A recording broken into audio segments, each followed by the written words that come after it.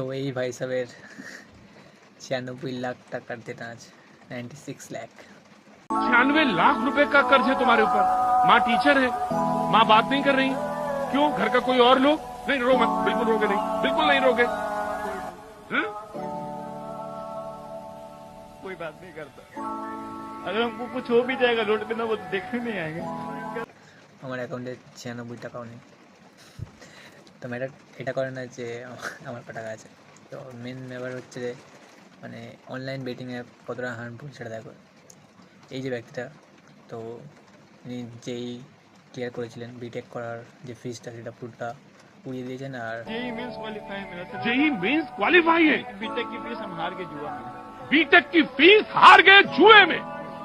আরও ধার স্ক্যাম সব কিছু করে 96 lakhs মতো। ভেবে দেখো 96 লাখ অনলাইনে